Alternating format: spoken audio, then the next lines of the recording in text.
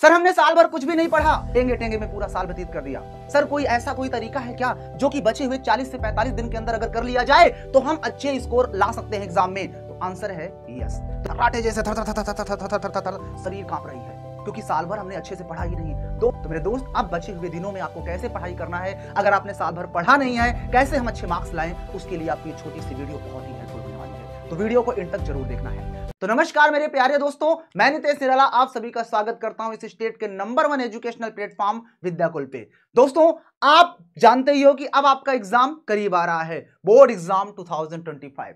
थर्राटे जैसे थर थर थर थर थर थर थर थर थर थर शरीर कांप रही है, एकदम धक धक हो रहा है कि सर कैसे होगा, क्योंकि साल भर हमने अच्छे से पढ़ा ही नहीं, दोस्तों के साथ मौज मस्ती में व्यतीत कर दिया, टेंगे टेंगे में पूरा साल व्यतीत कर दिया। तो मेरे दोस्त, अब बचे हुए दिनों में आपको कैसे पढ़ाई करना है, अगर आपने साल भर पढ़ा नहीं है, कैसे हम अच्छे मार्क्स लाएं, उसके लिए आपको ये छोटी सी वीडियो बहुत ही हेल्पफुल होने वाली है। तो वीडियो को इन तक जरूर देखना है। तो दोस्तों, हम अगले पेज पर चलते हैं और आपको बताते हैं कि बिना पढ़े कॉपी कैसे लिखें। आप सोचते होंगे सर हमने पढ़ा नहीं तो कैसे लिखें। भैया, आप बिना पढ़े 450 नंबर तक कैसे ला सकते हो? 400 से 450 नंबर कैसे लाएं? अगर आपको कुछ नहीं आता तो कॉपी कैसे लिखें? इस पूरी जानकारी के लिए भैया आपको वीडियो एंड तक देखना है। 95% एकदम फिक्स है। सारी चीजें बताऊंगा कि कैसे हम करेंगे, इतने अच्छे स्कोर हम कर सकते हैं, वो भी बिना पढ़े। तो आइए बढ़ते हैं आगे और जानते हैं आखिर इन सभी टॉपिक्स के बारे में। लेकिन उसके पहले आपके चेहरे पर एक प्यारी सी स्माइल होना बहुत जरूरी है, क्योंकि जब हम स्माइल करते हैं तो वैसे ही हमारी आधी से ज्यादा परेशानियां टल जाती हैं, हट जाती हैं। तो स्माइल करना मेरे भाई, ओके। चलिए अब बढ़ते हैं आगे। सबसे पहला नियम हमारे पास आता है, हमारे पास कुछ नियम है, उन नियम को फॉलो अप करना है, तभी हमारे अच्छे मार्क्स आएंगे। तो भैया पहला नियम हमारे पास ये कहता है कि सबसे पहले आप एग्जाम में काला और नीला पेन अर्थात डॉट पेन का ही यूज करना है। कुछ लोग हरा पेन, लाल पेन, जो मन में आए वो पेन यूज कर देते हैं, इससे आपके नंबर बिल्कुल भी नहीं मिलेंगे, सारे नंबर कट जाएंगे। आपको पहले बहुविकल्पी प्रश्नों को करना है और एक निश्चित समय आपको इसके लिए दिया जाता है। आपको जो भी ऑप्शन सही हो उसको आपको फिल करना है। जैसे मान लेते हैं हमने एक का बी सही है, तो एक के बी को हम अच्छे से रंगते हैं, पूरा एकदम अच्छे से, खूब इसको अच्छे से रंगना है। तनिक भी कहीं से भी छूटना नहीं चाहिए। अगर हम इसको रंग रहे हैं मेरे भाई तो पूरा रंगना चाहिए गोला। कुछ लोग आधा अधूरा गोला भर के चले आते हैं तो इसका भी नंबर नहीं मिलता मेरे भाई। ये सब आपके क्या हैं, सभी कीवर्ड्स हैं, इन सभी को समझो, फिर आपका जो क्वेश्चन सही होगा ना वो भी नंबर नहीं मिलेगा। इसको आपको पूरी तरह रंगना है। मैं यहां पर सिर्फ यहां पर समझा रहा हूं कैसे रंगना है, पूरा ऐसे रंग देना है। बिल्कुल भी ना तो बाहर निकलना चाहिए ना अंदर छूटना चाहिए। जो भी ऑप्शन जिसका सही होगा एक ही रंगेगी, ये नहीं कि एक के हमने 2 ऑप्शन रंग दिए तो इसका भी मार्क्स नहीं मिलेगा। ना तो उस पर टिक करना है, आपको रंगना है, ऐसे गोला भरना है। और मैं तो कहता हूं कि काला या नीला से ही भरना है, और उसमें भी कहूं तो काला से भरो, क्योंकि काला ज्यादा अच्छा होता है। आगे बढ़ते हैं। नियम दूसरा क्या कहता है कि उसके बाद आपके पास वर्णनात्मक प्रश्न आ जाते हैं। आपके पास पहले बहुविकल्पी प्रश्न आएंगे, उसमें ज्यादा समय नहीं गंवाना है, गोला ही भरना है, जल्दी जल्दी क्वेश्चंस करो, जो आंसर सही हो उसको टिक करो। अब आपके सामने दूसरा नियम है मेरे भाई, उसमें यह कहता है कि आपको वर्णनात्मक प्रश्नों को हल करना है। कुछ लोग कह रहे होंगे सर हम बिना पढ़े हैं, हमको कुछ नहीं आता, कैसे करें? सब कुछ बताऊंगा मेरे भाई, पहले इनको तो जान लो, पैटर्न तो समझो। तो वर्णनात्मक प्रश्न जो होते हैं उन क्वेश्चंस को जब करोगे तो पहला काम यही होता है कि प्रथम पेज से स्टार्ट करो, और आपको कोई भी काट पीट नहीं करना। गलत हो जाता है, काट के उसमें पोती मार देते हैं। अरे भाई ये सब नहीं करना है, काट पीट बिल्कुल भी मत करो, एकदम स्वच्छ और सुंदर अक्षरों में लिखो भैया, क्योंकि आपको राइटिंग जो है जितनी अच्छी बनाओगे उतना ही अच्छा मार्क्स आपको मिलता है। इसलिए जितना अच्छी हो सके प्रैक्टिस कर लो, अच्छे से थोड़ा दूर दूर लिखो, आपकी प्यारी राइटिंग दिखनी चाहिए। टीचर ऐसे टीच करते हुए चला जाएगा, आपको मार्क्स देता चला जाएगा। टीचर के पास इतना टाइम नहीं होता कि एक एक अक्षर पढ़ेगा मेरे भाई। चलिए आगे बढ़ते हैं। नियम नंबर तीसरा आपके सामने आता है मेरे भाई। तीसरा नियम क्या कहता है कि जब आपके प्रश्न पत्र मिलेगा, जब आपको, तब आप उसे सबसे पहले अच्छी तरह से जरूर पढ़ो। प्रश्न पत्र मिलता है बस नॉन लगाना शुरू करो, टाइम नहीं है। टाइम बहुत रहता है, 3 घंटे 15 minute, that is enough time. आप पहले पेपर मिलता है अच्छे से पढ़ो, उसके सभी इंस्ट्रक्शंस को पढ़े, निर्देश को पढ़ो, क्या कह रहा है निर्देश। आप बस उठ गया, पेपर मिल गया, बस करना शुरू। अरे इतना भी जल्दी नहीं रहती मेरे भाई, उसमें कहता क्या है वो सब पढ़ो, ये दैट इज मोस्ट इंपॉर्टेंट। हम कितना भी अच्छे से बताते हैं, लेकिन आपका भी एक बार फर्ज बनता है कि जब पेपर मिलेगा तो उसको अच्छे से पढ़ो कि पेपर के इंस्ट्रक्शंस क्या है, निर्देश क्या है, उसको पढ़ना है अच्छे से। तो वही कह रहा है, उसके सभी निर्देशों का भैया पढ़ने के अलावा पालन भी करना है, कि पढ़ लिए बस काम खत्म, उसके निर्देशों का पालन करो। कॉपी लिखते समय आप उसमें कभी गलत शब्द मत लिखो, जैसे कुछ लोग गाने लिख देते हैं, कुछ लोग गाली लिख देते हैं, कुछ लोग कसम लिख देते हैं, इत्यादि शब्द बिल्कुल भी ना लिखें। ऐसे टीचर और फ्रस्ट्रेट हो जाता है। लिख देंगे कि सर अगर आपने मुझे पास नहीं किया तो मैं फलाना जगह में जाकर के ट्रेन के नीचे कूद जाऊंगा, मैं फलाना स्टेशन में ट्रेन में से कट के जान दे दूंगा। ये सब नहीं करना मेरे भाई, ये सब गंदी बातें हैं। ऐसे में टीचर और फ्रस्ट्रेट, सुनते सुनते टीचर ना एकदम पागल हो गया, वो अब डायरेक्ट टीचर काट देता है।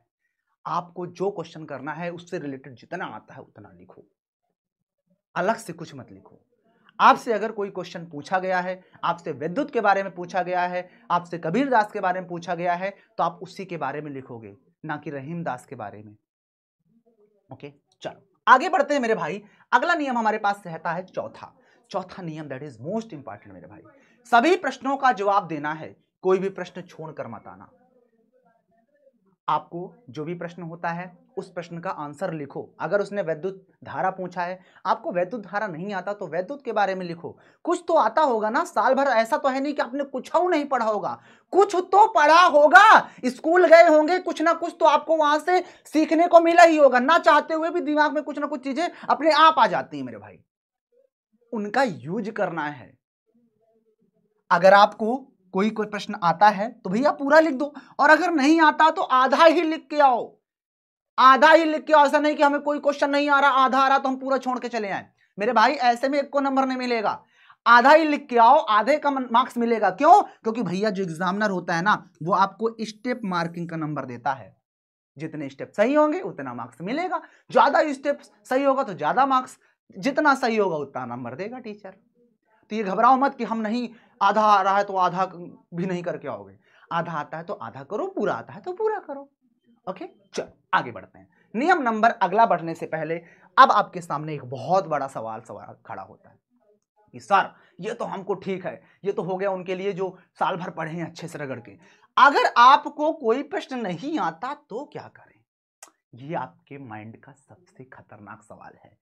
ये बैक बेंचर्स के दिमाग में घूमता रहता है कि सर हमने साल भर कुछ नहीं पढ़ा, हमको यही तो जानना है कि अब हम कैसे पढ़े कि हमारा अच्छा मार्क्स आ जाए। तो बेटा देखो, जो बात है सो सही है। अगर आपने साल भर कुछ नहीं पढ़ा तो गारंटेड है भैया कि तुम 90% क्या ना 95% नहीं ला सकते।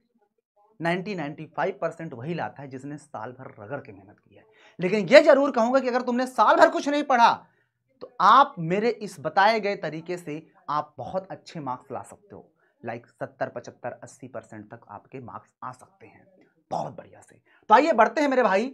तो नियम नंबर 5वां आप सभी लोग के लिए है जिन्होंने साल भर कुछ नहीं पढ़ा। तो आप लोगों के लिए कहना चाहूंगा मेरे भाई कि प्रश्न के कीवर्ड को समझो। लिखा है ना, जानिए अब आपको कैसे लिखना है। अभी तक तो मैंने बता दिया जो लोग बढ़िया से पढ़े हैं। अब तुम लोग के लिए अच्छा पड़ेगा जो तुमने साल भर कुछ नहीं पढ़ा, मौज मस्ती की हो, चैटियाए हो साल भर, उनके लिए कहना चाहूंगा कि प्रश्न के कीवर्ड को पकड़ो। सर ये कीवर्ड क्या होता है मेरे भाई? कीवर्ड का मतलब यही होता है कि प्रश्न जो लिखा होगा उसमें कोई एक ऐसा वर्ड होगा जिसको तुम जानते होगे। जैसे मैंने कहा ना कि क्वेश्चन आ गया कि विद्युत धारा किसे कहते हैं। तुम्हें वैद्युत के बारे में तो पता ही होगा ना थोड़ा बहुत। तुम्हें वैद्युत धारा नहीं पता, मुझे जैसा मैं कहूं मुझे नहीं पता, तो मैं वैद्युत को पकड़ लूंगा और वैद्युत से रिलेटेड न जाने तुम लोग भी कितनी चीजें जानते होगे और वैद्युत से रिलेटेड चीजें मैं भी न जाने कितनी चीजें जानता हूंगा। सही बात है ना? तो आप उससे रिलेटेड लिख डालो जितना आपको आता हो, लेकिन यह भी ध्यान रखना है कि कितना मार्क्स का है। 1 नंबर का है तो आधा 1 पेज लिखो, 2 नंबर का है तो 1 डेढ़ पेज लिखो। ऐसे आपको यह भी ध्यान रखना है, ये नहीं कि 1 नंबर में तुम 5 पेज लिखे चले जा रहे हो, तो इससे भी टीचर फ्रस्ट्रेट हो जाएगा, काट कर देगा। साफ तथा सुंदर अक्षर जरूर लिखो। यह तो बात हर किसी के लिए अप्लाई होती है कि आपको कुछ आता हो चाहे ना आता हो, आपको सुंदर और साफ अक्षरों में लिखना ही लिखना है। अगर आप सुंदर और साफ अक्षरों में नहीं लिखोगे तो टीचर फ्रस्ट्रेट हो जाता है, वो काटना शुरू से समझ में नहीं आएगा, सब काट देता है। तो इन सब चीजों से बचना है मेरे भाई। ओके, चलिए अब आगे बढ़ते हैं मेरे भाई। अगर आपने इतना काम कर लिया तो भैया आपके 95% पक्का है। और ये 95% उनके लिए जिन्होंने साल भर अच्छे से मेहनत की है, और तुम लोग के लिए नालायकों जो लोगों ने साल भर कुछ नहीं पढ़ा और चले आए हैं क्लास को देखने कि बिना पढ़े कैसे पास हो जाएं, उन लोग को भी कहना चाहता हूं कि भैया तुम लोग के भी 70 से 80% कहीं नहीं जाने वाले अगर तुमने हमारे तरीके को अपना लिया, कीवर्ड्स को पकड़ लिया, क्वेश्चन को करना शुरू कर दिया अच्छे, तो ये 70 से 80% तुम्हारे भी कहीं नहीं जाने वाले। लिख के रख लो मेरे भाई, इतना कर लेना मेरे भाई। ओके, चलिए अब आगे बढ़ता हूं। और वो कहते हैं भैया कि हालातों के आगे झुकना नहीं है, चाहे जो भी हो जाए रुकना नहीं है। समझ रहे हो? तो हालात कैसे भी हो झुकना नहीं है, चाहे जो भी हो जाए रुकना नहीं है। मेहनत करेंगे, आगे बढ़ेंगे। 40 से 45 दिन बचे हैं तो क्या हुआ, हम 40 से 45 दिन के अंदर एकदम फोड़ के रख देंगे, हम एकदम अपने माता पिता का नाम रोशन कर देंगे। बस इस 40 से 45 दिन के अंदर हम वो मेहनत कर देंगे कि लोगों ने सोचा नहीं होगा। तो मेहनत कर मेरे भाई, आगे बढ़, संघर्ष कर, क्योंकि संघर्ष ही जीवन है। और न संघर्ष न तकलीफ तो क्या फिर खाक मजा है जीने में। बड़े बड़े तूफान थम जाते हैं जब आग लगी हो सीने में। तो मेहनत कर मेरे भाई, जरूर तेरा आएगा 70 से 80%। और जिन्होंने अच्छे से मेहनत किया है उनका 90 से 95% तो पक्का है डंके की चोट पर। क्योंकि ये UP board high school Vidyakul जैसा कंटेंट प्रोवाइड करता है ना, पूरे यूट्यूब के इतिहास में कोई ना प्रोवाइड करता है, ना कोई कर सकता है। तो मुझे उम्मीद है कि आप सभी को समझ में आ गया होगा। तो थैंक यू सो मच सभी को कि आप लोगों ने मेरी बातों को अच्छे से सुना, और मुझे उम्मीद ये भी है कि आप इस पर अमल करोगे। तो बस ये वीडियो आप लोगों को कैसी लगी आप हमें कमेंट्स करके जरूर बता देना। बाकी मैं मिलूंगा नई वीडियो में किसी नए टॉपिक के साथ, तब तक के लिए सभी को लव यू एंड जय हिंद, बाय बाय।